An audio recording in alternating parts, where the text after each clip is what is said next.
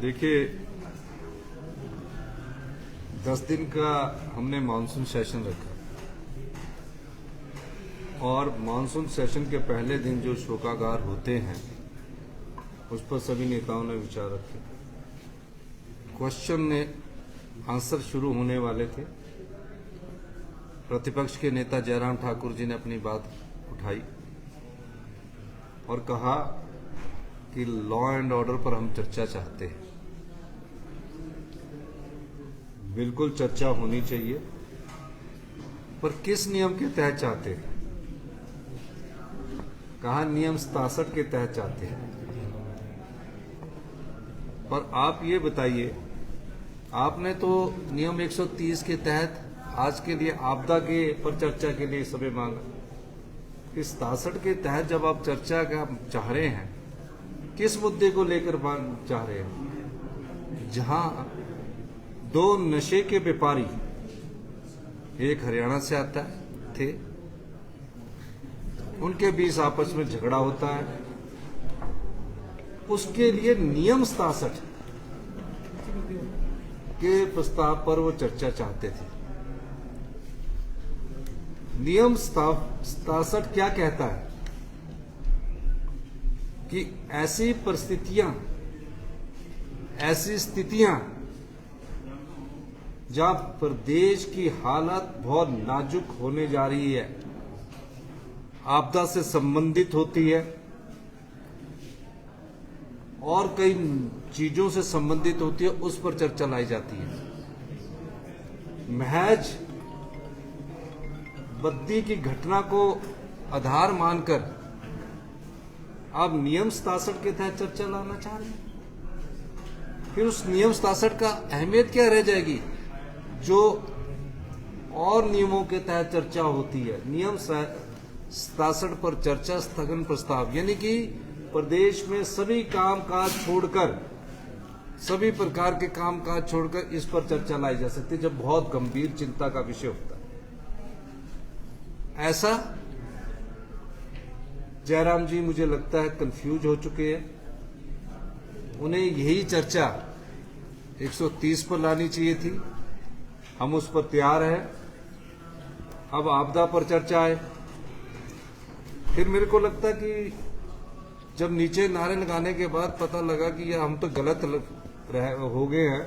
अगर हम law and order पर भी चर्चा ला रहे हैं तो कंगना रनौत जी का भी बयान है उसमें, और भी घटनाएं घट रही है। महिला कांग्रेस बाहर बैठ के क्या काम कर रही है लॉ एंड ऑर्डर की, अगर आप बात करते हो तो आपको जब एहसास हुआ तो आप 10 मिनट के अंदर वॉकआउट करके अंदर आ गए। 10 मिनट में आ गए, मतलब उन्होंने वॉकआउट दर्ज करवाना था। चर्चा में उनकी ज्यादा रुचि नहीं है। प्रदेश में विकट आपदा आई है, प्रदेश के दूसरे साल में आपदा आई है। तकरीबन 60 के करीब लोग मिसिंग है, जिसमें से कुछ की डेड बॉडीज मिल चुकी है। अब उस पर चर्चा कर रहे हैं। हम चाहते हैं कि विपक्ष सार्थक चर्चा करे, सरकार के ध्यान में बातें लाए। हम उनका हर सवाल का जवाब देने के लिए तैयार हैं। उन्हें फैसला पहले यही करना चाहिए था। एक तरफ आप आपदा का नोटिस 130 के तहत दे रहे हैं, एक तरफ आप सब कामकाज छोड़कर बोल रहे हो कि 67 पर चर्चा की जाए।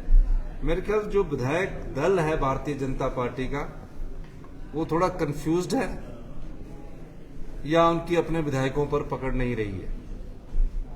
इस प्रकार की वारदात और इस प्रकार की जब चर्चाओं पर हिस्सा लेने की बात आती है तो ऐसी परिस्थितियां पैदा होती है। ये मैं कहना चाहूंगा।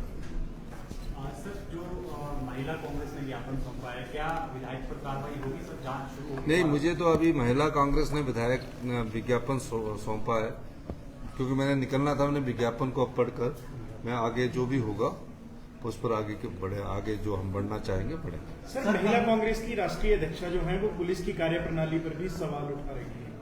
नहीं, पुलिस ने कोई कार्यप्रणाली पर सवाल नहीं उठाना। उनका कहना है कि इनको तुरंत प्रभाव से उनको बुलाया जाए।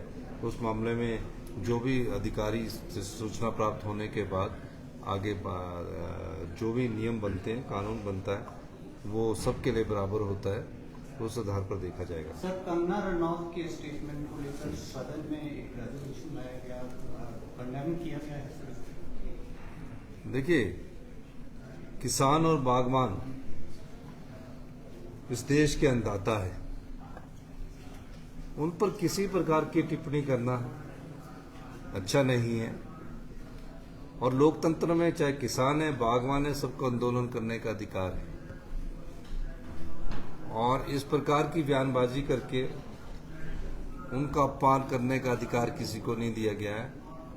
कांग्रेस पार्टी इसका विरोध करती है और भारतीय जनता पार्टी ने भी इस बयान से अपने आप को अलग रख लिया है।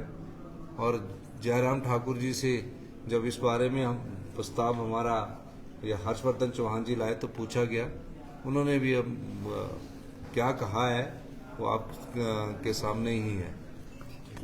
धन्यवाद। मनोज, इसको निकाल इसको।